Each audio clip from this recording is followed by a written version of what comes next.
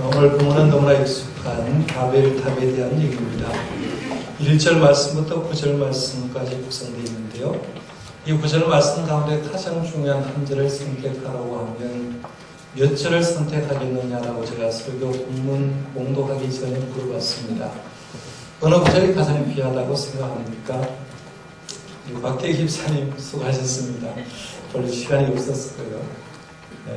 찬양대원 중에 누가 하나 얘기해보죠. 몇 절이 제일 중요한 것 같습니까? 5절이다 라고 했습니다.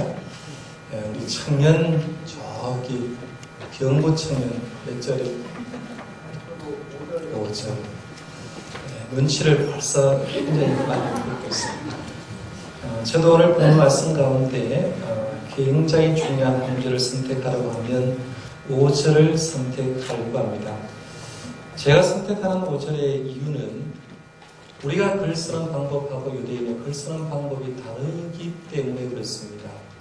우리는 보통 서론, 본론, 결론을 쓰지만 유대 사람들은 글을 쓸 때 가장 중요한 부분을 가장 가운데로 비례를 하게 됩니다. 그러니까 가장 중요한 메시지를 가운데 비례하고 앞뒤로 그 말씀에 대한 부연 설명을 하게 되는 거죠. 그러니까 오늘 본 말씀 9절 말씀 가운데 가장 중심에 있는 구절은 5절이고 이 5절 말씀을 중심해서 전의 설명을 하고 후의 설명을 하는 걸 봅니다. 그래서 5절 말씀이 굉장히 중요하다라고 얘기했는데요. 5절 말씀이 왜 중요한지 한번 같이 읽어보겠습니다. 시작. 여호와께서 사람들이 건설한 그 성읍과 탑을 버렸고 내려오셨더라. 아멘. 하나님이 하늘 보좌에 계시지 않고 하나님이 하늘 보좌를 버리시고 이 땅에 세상에 방문하셨다라고 얘기합니다. 내려오셨더라라고 얘기하는데 하나님이 하늘 보좌 버리시고 이 땅에 내려오실 때는 크게 두 가지 방법으로 옵니다. 첫 번째는 하나님을 잘 믿는 자를 방문할 때 하나님이 내려오십니다. 하나님을 잘 믿는 자를 방문하시면 어떤 역사가 일어나냐 하면 강력한 성령님의 역사, 강력한 하나님의 역사가 일어난다고 볼 수가 있습니다. 대표적인 예가 오순절 성령 강림의 역사가 일어날 때 있었던 마가의 다락방의 역사라고 볼 수가 있는데요. 이 마가의 다락방에 모였던 120명의 주의 종들은 하나님을 믿었던 사람이고 예수님을 구세주로 믿었던 사람입니다. 예수님의 부활을 경험했던 사람이고 예수님의 말씀 따라서 열흘 동안 기도에 집중하기 위해서 마가의 다락방에 모였는데 기도에 집중하는 그들에게 성령 하나님이 내려오죠. 성령 하나님이 믿는 사람 위에 내려오니까 강력한 파워에 하나님의 놀라운 역사를 경험합니다. 불같은 성령님이 120명 모두에게 임했고 그 불같은 성령이 임하니까 가슴이 뜨거워졌고 자기 입술로 이야기를 하는데 그 입술 속에 나온 이야기가 한 번도 해본 적이 없는 외국말을 하기 시작한 거죠. 이걸 방언, 최초의 방언이라고 말합니다. 그리고 나중에 이 방언을 얘기할 때 그 지방에 왔던 사람들, 외국 사람에도 불구하고 주의 종들의 얘기를 듣고 모국어로 알아들을 정도의 놀라운 역사가 일어났습니다. 그뿐만 아니라 성령 받으니까 예수님을 메시아라고 담대히 전하고 있는 그런 놀라운 역사가 일어난 걸 봅니다. 하나님을 잘 믿는 자에 대한 방문은 과거에만 일어난 것이 아닙니다. 오늘날도 일어나고 있습니다. 내가 하나님께 예배할 때 진짜 하나님을 믿는 믿음으로 예배하고 믿음으로 기도하는 자에게 하나님이 방문하시게 되면 하나님의 방문을 받은 그 성도는 자기도 모르는 사이에 내가 얼마나 죄인인가를 깨닫게 되고 눈물을 흘리게 될 겁니다. 자기가 눈물을 흘리는가 동시에 마음속에는 하나님의 방문을 통해서 성령님이 역사하니까 기쁨이 넘치게 되고 가슴에는 기쁘게 넘치게 되고 입술에는 찬양이 넘치게 될 겁니다. 이런 놀라운 역사를 성도들이 많이 경험하는 걸 보게 되고 결국에는 이 하나님의 방문을 통해서 하나님의 온전한 사람으로 거듭나는 경우를 쉽게 많이 보게 됩니다. 바라기는 우리 모든 정동교회 성도님들도 이렇게 하나님을 잘 믿는 자에게 임한 하나님의 방문을 경험할 수 있기를 바랍니다. 또 하나의 방문은 하나님이 죄인들에게 방문하시는 것입니다. 하나님이 죄인들에게 방문하면 어떤 일이 벌어질까요? 하나님의 심판의 역사가 일어납니다. 예를 들어 보면 하나님께서 소돔과 고모라 성에 하나님이 방문했을 때는 이 소돔과 고모라 성은 불과 유황으로 멸망당하게 되는 걸 보게 됩니다. 하나님께서 애굽 사람들을 찾아왔을 때 그날 저녁에 애굽의 모든 장자와 짐승의 초태생이 죽는 10번째 재앙이 일어나는 걸 보게 되고요.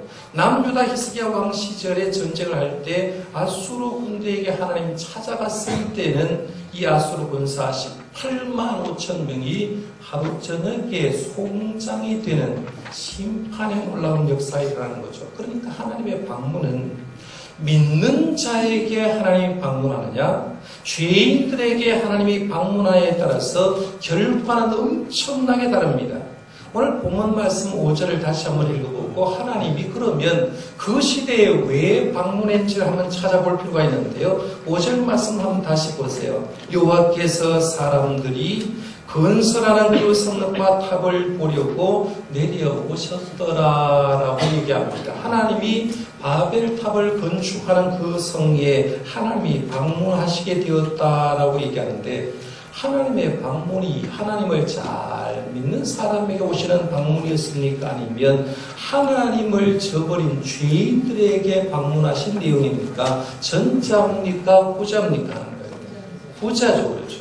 우리가 바벨탑 사건들은 너무나 잘 알고 있습니다. 제가 이 바벨탑 창세기 11장 말씀도 몇 번에 걸쳐서 설교했기 때문에 여러분 이미 말씀을 잘 알고 있는데, 그러면 하나님이 심판하기 위해서 거기에 방문했다라고 얘기할 때, 그러면 그들이 어떤 죄를 지었기 때문에 하나님께서 심판하기 위해서 방문했는가, 죄명 정도는 찾아낼 수 있어야 된다는 겁니다. 오늘 그 죄명이 1절부터 시작해서 4절까지 쭉 찾아보면 죄를 찾아보게 됩니다. 제가 1절부터 한번 읽어가면서 설명해 드리려고 하는데요. 1절 한번 보세요. 1절에 보면 온 땅의 언어가 하나요 말이 하나였더라라고 했죠. 여기서 죄를 찾기가 힘듭니다. 그냥 언어가 하나였다. 언어가 하나였고 말이 하나였다는 별 문제가 없습니다. 2절을 가봅니다. 이에 그들이 동방으로 옮기다가 신할 평지를 만나 거기 거류하며라고 했습니다. 여기에 한 가지 죄를 발견하죠. 한 가지 혹은 두 가지를 볼 수 있는데 제가 한 가지만 언급하려고 하는데요. 이 말씀에 보면 이에 그들이 동방으로 옮기다가라는 말입니다. 여기에서 답을 찾을 수가 있어요. 이 말씀은 지금 창세기 6장부터 9장까지 노아 홍수 얘기가 나옵니다. 노아 홍수 이후에 이스라엘 사람들, 이 백성들은 하나님께 구원함을 받은 사람입니다. 그런데 이 사람들이 지금 이동을 하는데 행동 방향을 얘기할 때 뭐라고 하냐면 이 사람들의 행동 방향이 동방으로 옮겼다라고 얘기를 합니다. 우리 생각에 사람이 동쪽으로 가든지 서쪽으로 가든지 남쪽으로 가든지 북쪽으로 가든지 자기 가고 싶은 대로 가는 것이 그게 무슨 문제냐라고 얘기할 수가 있는데, 히브리인의 의식에는 그렇지 않았습니다. 특별히 창세기에서 동쪽 혹은 동쪽으로라는 말은 분리됨을 의미합니다. 그러니까 여기서 동방으로 옮겼다는 말은 무슨 말이냐면 하나님이 계신 곳을 싫어해서 하나님의 계신 곳을 분리되어서 떠나고 있다는 말입니다. 하나님이 계신 곳을 자꾸 떠나려고 하는 거죠. 그러니까 옛날 소설책에도 에덴의 동쪽 이런 책이 있었는데요. 에덴의 동쪽이라는 말은 타락한 지역을 얘기합니다. 그러니까 동쪽으로 갔다라는 말은 하나님과 고의적으로 자꾸 멀어지려고 노력했다라고 얘기하니까 그 죄를 하나 찾아볼 수가 있는 거죠. 동방으로 옮긴 죄입니다. 두 번째 3절에 보면 서로 말하되 벽돌을 만들어 경거히 묵자하고 이에 벽돌로 돌을 대신하며 역정으로 진흙을 대신하고 라고 얘기했습니다. 근데 3절에서 죄를 찾아볼 수 있겠습니까? 3절은 인간의 기술 문명의 발달을 얘기를 합니다. 기술 문명이 발달해서 벽돌을 굽는데 벽돌을 구워서 했다는 거죠. 벽돌을 만드는 방법은 두 가지입니다. 하나는 햇볕에 벽돌을 만드는 방법이 있고 말라서, 또 하나는 벽돌을 굽는 방법입니다. 우리나라도 지금은 잘 살지만 옛날에 50년대, 60년대 시골 마을에 가면 대체적으로 흙집이 굉장히 많습니다. 그렇죠? 흙집을 지을 때 교회도 흙으로 많이 지었는데 이 진흙을 가져와가지고 진흙 속에 물을 넣고 그런 집단에 가서 집을 썰어가지고 진흙을 이기지 않습니까? 진흙을 이겨서 이 벽돌 왁구에다가 그 속에 넣고 발로 밟습니다. 그래서 하나하나 빼내가지고 밝은 태양빛에서 이 그 벽돌을 말르면 그것이 벽돌에 의해서 집을 건축했는데 벌써 창세기 11장에 오니까요. 태양에 건조하는 방법을 쓰는 것이 아니라 벽돌을 만들어서 불에 구운 거죠. 불에 굽는 거하고 햇빛에 말린 벽돌은 강도 차이가 엄청나게 나는 거죠. 강한 그 강도를 가지고 있는 구운 벽돌을 사용하고 흙으로 접착제를 사용했는데 벌써 이들은 역청으로 접착제를 사용해서 건축했다라고 얘기합니다. 놀라운 기술 문명의 발달을 얘기하죠. 그런데 기술 문명의 발달은 죄가 아닙니다. 여기서 죄일 수 있는 것은 앞부분에 하는 말입니다. 서로 말하되 자라는 말. 서로 말하되 자라는 말은 4절에도 나오기 때문에 넘어갑니다. 4절로요. 4절에 보면 또 말하되 자 성읍과 탑을 건설하여 그 탑 꼭대기를 하늘에 닿게 하여 우리의 이름을 내고 온 지면에 흩어짐을 면하게 하자 하였더니라고 하는데 3절 4절에 반복돼서 나오는 말이 또 말하되 자라고 얘기합니다. 3절에 서로 말하되 자라고 얘기하고 4절에도 또 말하되 자라고 얘기하는데 여기서 죄를 발견할 수 있겠습니까? 여기서 무슨 죄를 발견합니까? 이 말의 문제는 인간이 소리를 내게 되었다는 거죠. 인간이 소리를 냈다. 이 인간의 소리는 행복한 소리, 감사한 소리, 구원을 받은 백성의 소리를 내는 것이 아니라 원망하는 소리, 불평하는 소리를 드디어 내기 시작했다는 거죠. 창세기 9장까지 인간을 하나님께서 구원해 줬는데도 불구하고 인간은 이동을 하면서 어떤 것을 불평하기 때문에 인간의 소리를 내기 시작했다고 볼 수가 있는데요. 마치 출애굽한 이스라엘 백성이 광야 40년 길을 가면서 늘 길에 대한 불평, 음식에 대한 불평, 지도자에 대한 불평, 물에 대한 불평을 하는 것처럼 지금 이 불평도 하지마기는 하나님에 대해서 불평을 하는 거죠. 그래서 오늘 본 말씀에 또 말하되 서로 말하되라고 얘기하는 것도 결국에는 불평이 시작되었다고 봅니다. 두 가지 죄를 찾았습니다. 하나는 동방으로 옮겼다. 하나님을 떠나려고 했다. 두 번째는 불평하기 시작했다는 죄입니다. 4절 말씀 계속해서 보면 두 가지의 죄를 더 찾아볼 수가 있습니다. 그 다음에 4절 말씀에서 세 번째 죄를 찾아볼 수 있는데요. 그게 뭐냐면 우리 이름을 내고라고 했어요. 4절 하반절에 뭐 그런 말이 나오죠. 여기서 우리 이름을 낸다라는 말은 명예심과 연관되어 있습니다. 넓은 성읍을 건축하는 거죠. 그리고 성읍 중간에 높은 탑을 건설해서 그 탑 꼭대기를 하늘에 닿게 하고 그 다음에 우리의 이름을 내자. 인간의 이름을 내자라고 얘기합니다. 인간의 이름을 내는 게 왜 문제가 되느냐 하면 하나님이 세상을 만드신 목적과 다르기 때문에 그렇습니다. 요리문답 1번에 사람의 제일 되는 목적은 하나님을 영화롭게 하고 이렇게 나오거든요. 하나님을 영화롭게 하고 영원토록 그를 즐거워하는 거다. 사람의 존재 목적은 내 이름 내려고 하는 게 아니라 내가 살아가면서 내 삶을 통해서 하나님을 높이고 하나님의 이름을 영광 돌리는 것이 삶의 목표인데 지금 여기 나오는 바벨탑을 쌓는 사람들은 하나님이 없고 자기가 있더라는 거죠. 그래서 그들에게는 하나님이 없습니다. 당연히 하나님께 영광 돌리는 것도 없고 오로지 그들의 관심은 내 이름 내는데 거기에 초점이 맞춰 있습니다. 그게 죄라는 거죠. 우리의 이름을 냈다. 네 번째 죄도 4절 하반절에 나오는데요. 흩어짐을 면하자라고 얘기했어요. 이 흩어짐을 면하는 왜 죄냐 하면 하나님의 창조 질서를 도전하는 행위였기 때문에 그렇습니다. 하나님은 천지를 만드신 다음에 아담과 하와에게 이렇게 말했죠. 창세기 1장 28절에 보면 하나님이 그들에게 복을 주시며 하나님이 그들에게 이르시되 생육하여 번성하여 땅에 충만하라 땅을 정복하라 모든 생물을 다스리라. 하나님이 요구하는 것은 이 땅에 퍼져서 생육하고 번성하고 충만하고 정복하고 다스리라는 거예요. 하나님은 어떤 지역에 국한돼서 사는 걸 원하는 게 아니라 하나님의 사람이 전 세계에 흩어져서 이 지상 하나님이 만드신 세계를 다스릴 것을 원했다는 거죠. 온 땅에 충만한 것, 온 땅을 정복하는 것, 온 땅을 다스리는 것이었는데 지금 바벨탑을 쌓는 사람들은 흩어지려고 하지 않는 겁니다.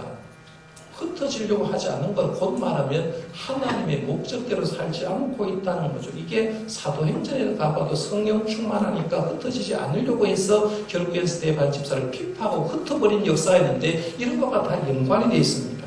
이렇게 바벨탑을 쌓는 그들의 죄를 찾아보면 최소한 4가지 이상이 더 이상 나옵니다만 4가지가 찾아볼 수 있어요. 이런 죄를 지어가면서 그들이 건축한 바벨탑이 얼마나 대단했을까 궁금하지 않습니까? 보통 우리가 탑 이렇게 하면 한국 사람이 탑 생각하면 뭔 생각하냐 하면 경주 불국사에 수학여행 갔을 때 탑 본 거 있죠. 원탑이에요. 다본탑, 석가탑, 이 탑 생각하는 거예요. 한국 사람이 탑 생각하면 우리가 불교 문화 속에 살았기 때문에 절에 있는 탑을 생각합니다. 이런 탑 생각하는 사람이 많을 겁니다. 해외여행을 좀 했던 사람들은 이탈리아에 있는 피사의 사탑을 생각하면서 이런 탑은 아니었을까라고 생각하는 사람도 있습니다. 어떻게 이렇게 기운데도 불구하고 넘어지지 않고 저렇게 유지되고 있을까? 이런 탑은 아니었을까 생각하는 분도 있습니다. 프랑스 여행을 한 분들은 프랑스의 파리에 가면 이 탑이 있죠. 뭔 탑이에요? 에펠탑이 있습니다. 그러면 바벨탑을 쌓는 것도 이런 탑을 쌓는 것 아닌가라고 하는데요. 우리가 생각하는 탑과 본문에서 말하는 바벨탑은 차원이 다릅니다. 학자들이 바벨탑을 연구를 하고 그래서 그 바탕을 중심해서 화가가 바벨탑을 그렸는데 이런 탑이었다. 이런 탑. 물론 정확하진 않습니다. 화가가 그렸기 때문에 그래요. 근데 이 그림 한번 잘 보세요. 이 그림을 보면 얼마나 웅장했는가를 먼저 볼 수가 있습니다. 그렇잖아요. 이걸 만약에 한번 생각해 보면 그 밑에 여러분 잘 보시면 이 바벨탑 옆에 쭉 보면 도시가 형성되어 있는 걸 봅니다. 엄청난 도시와 성을 건축해 놓고 그 성 중간에 이제 바벨탑을 쌓았는데 바벨탑을 보시면 상부에 보면 구름이 보입니까, 여러분? 구름 보여요? 구름을 저게 왜 의미적으로 화가 기록했냐면 구름 위에까지 건축물이 올라가도록 지었다는 걸 상징적으로 지금 보여주는 겁니다. 그렇게 크면서 아직도 완성되지 않았죠. 완성이 되었으면 문제가 안 되는데 완성될 때쯤 돼서 하나님 내려오시는 거예요. 그리고 제일 위 상단에 지금 있은 게 뭐냐 하면 거기에는 주로 탑을 쌓고 신전을 건축했습니다. 사람이 언제든지 올라가면 하나님 만날 수 있다고 내 중심으로 신전을 건축하려고 제일 마지막 부분에 신전을 건축할 계획을 세운 거죠. 바벨탑을 가만히 보면요. 하나님이 안 보입니다. 하나님은 보이지 않고 인간의 위대함만 보입니다. 벽돌을 구워서 이걸 만들었으니까요. 얼마나 기술이 대단하니까 벽돌로 되면 건축물이고요. 하늘 곳까지 올라가는 건축 기술이었고 그래서 바벨탑을 연구를 해보니까 최하 이 바벨탑이 60m 이상은 그 시대에 올라갔을 거라고 생각하니까 엄청나게 올라가는 거예요. 이걸 보면서 인간의 기술이 얼마나 대단한가를 보여주는 겁니다. 그런데 이 대단한 바벨탑을 하나님 보는데 하나님이 마음을 표현하면 답답한 거예요. 답답해서 견딜 수 없어서 이 바벨탑을 건축하는 현장에 내려오는 겁니다. 그게 바로 5절 말씀입니다. 여호와께서 사람이 건설한 그 성읍과 탑을 보려고 내려오셨더라 해서 계속 바벨탑 좀 띄워주세요. 하나님께서 지금 내려오시는데 내려오셔서 하는 말이 뭐냐면 건축하지 못하도록 조치를 취하는 겁니다. 첫 번째 한 게 오늘을 혼잡하게 해버렸어요. 한번 생각해봐요. 저기가 한 60m 이상 올라가는 건축물의 제일 마지막 부분에 아직도 흙벽돌로 또 이제 그 벽돌로 이제 쌓아 올라가야 되는데 그전에는 말만 하면 됩니다. 밑에서 뭘 자재를 올려라 라고 얘기하면 밑에서 하는 그냥 자재를 올렸습니다. 말귀를 알아듣고 올렸는데 하나님이 오셔가지고 오늘을 혼잡하게 딱 만드니까 위에서 뭘 올려라 라고 얘기하는데 밑에서 들어보니까 이건 처음 듣는 소리야. 무슨 말을 하는지 모릅니다. 자재를 올라갈 수가 없는 거죠. 그러니까 결국에는 혼란이 찾아갈 수가 없는 거죠. 상상해보면 지것을 건축하여서 수없이 많은 사람이 동원되었을 텐데 거기에 든 사람이 언어가 혼잡하니까 혼돈에 빠지게 됩니다. 결국에는 작업은 중단될 수밖에 없고 같은 말을 쓰는 사람들이 모일 수밖에 없는 거죠. 그래서 수천 명씩 수만 명씩 같은 언어를 쓰는 사람끼리 모여서 우리가 이거는 건축 못할 거니까 흩어져서 우리끼리 살자라고 해서 언어가 같은 사람끼리 살아가는 거죠. 이걸 요약한 말씀이 9절입니다. 9절에 보면 그러므로 그 이름을 바벨이라 하니 이는 여호와께서 거기서 온 땅의 언어를 혼잡하게 하셨음이니라. 여호와께서 거기서 그들을 온 지면에 흩으셨더라라고 했어요. 이 탑이 바벨이라고 했고 그래서 우리가 바벨 탑이라고 하는데요. 바벨 탑이라고 할 때 이 바벨의 뜻은 짓거림이라는 뜻이 있어요. 짓거린다. 말귀를 못 알아듣겠다는 겁니다. 수다란 뜻도 있어요. 혼란한 소리도 있어요. 또 바벨이란 말 뜻 가운데는 의미적으로 신의 문이라는 뜻도 있어요. 그 제일 마지막에 신전을 건축하고 거기서 하나님께 나아갈 수 있다고 신의 문이라고 생각했습니다. 오랜 후에 이스라엘사가 오랜 후에 남유다가 포로로 끌려간 나라 이름이 뭐죠? 어디로 갔어요? 바벨론이라는 나라가 갔어요.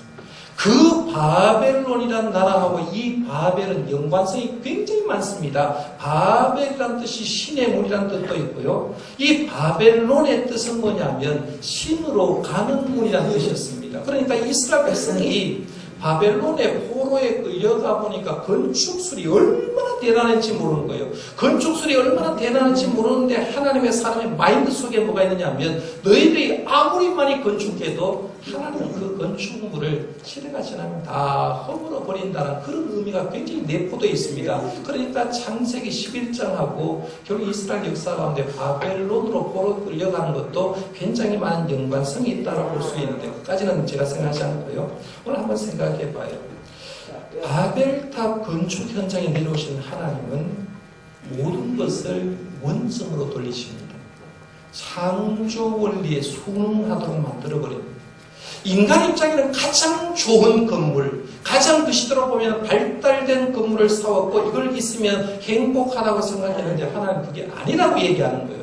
너희들이 진짜 행복하려고 하면 하나님의 창조 원리대로 살아가야 되지 너희들이 쌓은 그 건축물 보고 행복하다고 생각하면 안 된다라고 하는 거죠. 그러면서 심판하기 시작합니다. 인간 편에서는 사실 심판인데요. 영적으로 보면 그 심판은 하나님의 은혜예요. 그 심판은 하나님의 축복입니다. 왜냐하면 인간이 가장 행복할 때는 위로 올라가는 게 아니에요. 낮아갈 때 행복합니다. 그런데 우리가 살고 있는 세상은 어떤 세상이냐면 우리도 바벨탑과 같이 자꾸 올라가는 건축물을 쌓게 한답니다. 자, 그럼 한번 생각해 보겠습니다. 이 바벨탑 창세기 11장 사건을 오늘 2016년을 가져와서 생각해 보는 겁니다. 지금 우리가 살고 있는 시대는 어떤 시대일까요? 지금 우리가 살고 있는 시대는요, 인간의 문명 가운데 가장 발달된 최고의 문명을 자랑하는 시대를 지금 저희들이 살아가고 있습니다. 가만히 한번 생각해 봐요. 몇 가지만 제가 말씀드릴게요. 여러분 오늘 교회에 오실 때 흙을 한 번이라도 밟아본 사람이 있으면 손 들어보세요. 흙을. 네, 다행히 마당에 흙이 있는지 모르겠어요.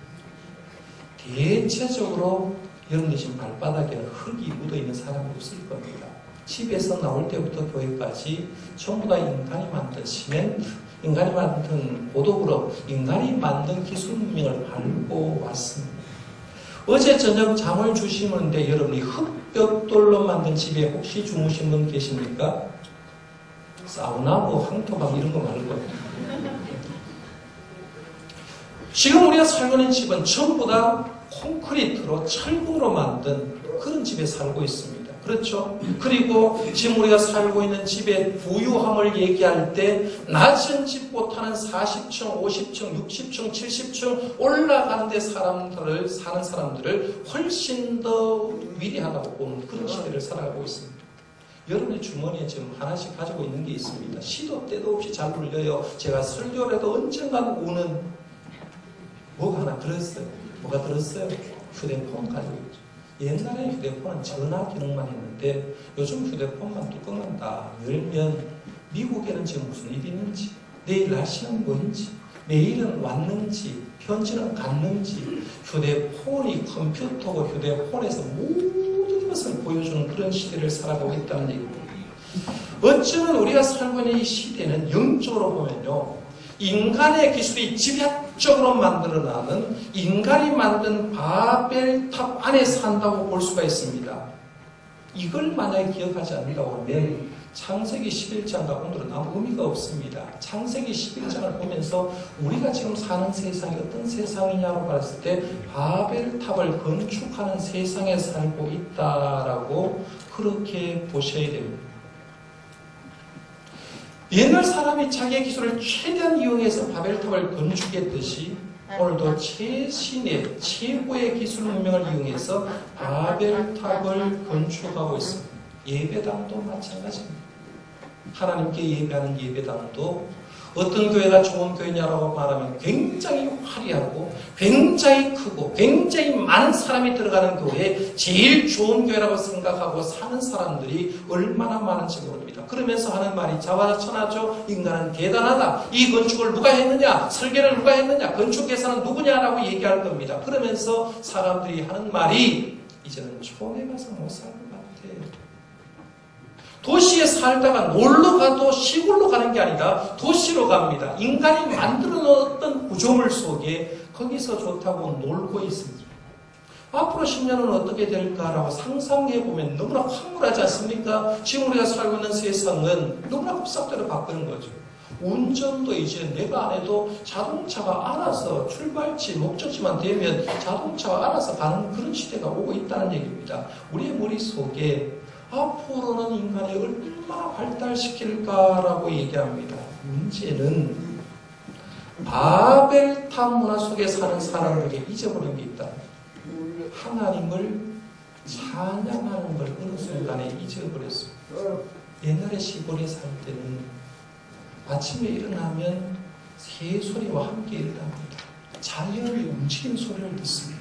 새 소리 듣고 바람 소리 듣고 자연의 움직이는 소리를 들으면서 하나님의 사랑의 마음속에 입술 속에 참 아름다우라 주님의 세계는 찬양. 시골에 살 때 하나님의 자연 속에 살 때는 맑은 공기를 마시면서 하나님도 쉼으로 루하그 성령님을 줄 때도 이런 공기로 주셨다고 생각하고 숨을 쉬면서도 하나님을 생각했고요. 밤하늘에 있는 별을 보면서도 하나님의 창조를 시편 기자처럼 찬양을 했습니다. 그런데 인간 기술 문명을 건설하는 도시에 사는 우리들은 그렇지 못합니다. 아침에 일어나 출근하는 길에도 하나님을 찬양하지 않습니다. 인간이 만들어 놓은 것을 살고 있기 때문에.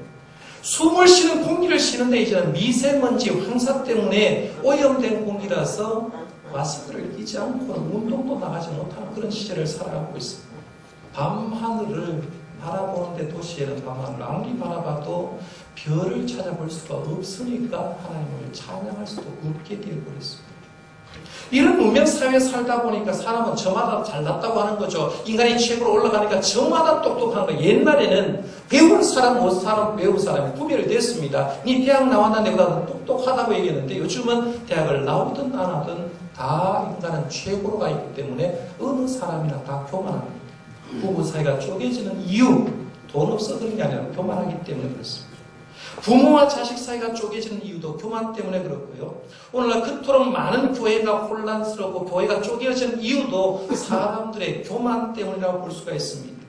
건축물을 보아도 사람을 보아도 심지어는 교회를 돌아봐도 하나님의 모습이 보이지 않고 사람만 보이고 사람의 기술만 보이고 사람의 교만한 모습만 보일 때가 많이 있다는 거죠. 그런데도 우리는 여기에 살면서 여기가 좋습니다라고 행복하다고 살아가고 있다는 일입니다. 이런 우리의 모습을 하나님이 보시면 어떤 표정 지을까요? 이런 모습을 하나님이 보시면 어떤 말씀을 할까? 하나님이 우리의 모습을 보면 어떤 행동을 할까 하는 것 한번 생각해 볼 필요가 있습니다. 하나님은 창세기 11장에 바벨탑을 쌓는 그들, 거기에 만족한 그들에게 내려오셨습니다. 심판을 통해서 은혜를 주려. 거기가 네가 지금 행복하다고 생각하고 건축물 잘 쌓았다고 행복한 게 아니라 진짜 행복한 것은 내 말대로 살고 높이 올라가지 말고 옆으로 흩어져서 하나님의 창조의 목적대로 살아야 참 행복한 걸 얘기하는 거예요. 그래서 하나님은 하나님의 사람에게 내려오셨죠. 예수님도 성육신하게 내려오셨고 오순절날 성령 강림도 하나님이 믿음 있는 사람에게 내려오셨다는 거죠. 하나님이 내려오셔서 우리에게 행복을 주시려고 했다고 하면 오늘 우리들도 마찬가지라는 거죠. 진짜 마음속에 하나님을 믿고 행복하려고 하면 올라가려고 하면 절대로 행복하지 않습니다. 한번 생각해 보세요. 제가 목회를 하면서 서울에 있는 수만 명 교회 목사님을 생각하고 그 교회를 생각하고 올라만 가려고 하면 절대로 행복하지 않습니다. 그러나 내려가려고 하면 제 마음속에 행복하게 목회를 할 수가 있겠죠. 여러분의 가정도 마찬가지 아닙니까? 우리에게 있던 교만, 자부심, 이기심 이 모든 것을 내려놓으면 성령 하나님이 내 속에 임할 거고 그러면 성령함이 임하는 순간 나에게는 행복이 찾아올 겁니다. 성령님이 우리에게 오시면 교만이 떠나고 겸손할 거고요. 성령님이 교회에 임하시면 교회의 분할은 끝나고 하나 되는 역사가 일어날 겁니다. 성령님이 나에게 임하면 세상 것이 부족해도 주님 한 분만으로 감사합니다. 행복합니다. 고백할 겁니다. 성령님이 나에게 임하시면 내가 낮은 자리로 가게 될 거고 남들이 가지 않는 흩어지는 역사가 일어날 거라는 거죠. 사랑하는 성도 여러분, 바벨탑을 보면서 창세기 11장 바벨탑 사건을 보면서 그들이 어리석다고 얘기하지 마십시오. 그들을 보면서 누구를 보셔야 되느냐면 오늘의 바벨탑을 쌓고 있는 인간의 어리석음을 보셔야 돼요. 그러면 우리 한번 생각해 보는 거죠. 몸은 어쩔 수 없어요. 그렇다고 시골동에 가서 살아는 말은 아닙니다. 몸은 어쩔 수 없이 대구 시내 도시문화권 속에 산다고 할지라도 사람이 만든 기술 문명 속에 산다고 할지라도 내 정신과 영혼만큼은 성령 하나님의 지배를 받기를 바랍니다. 주님만을 바라볼 수 있기를 바랍니다. 그래서 높은 건축물을 바라보면서 찬양하는 게 아니라 하늘의 별을 찾고 다시 숨호흡을 다시 하면서 내 삶 속에 임하신 주님 때문에 찬양하고 주님께 영광 돌리고 살아가는 그런 성령님의 사람이 다 되시기를 바랍니다. 기도하겠습니다.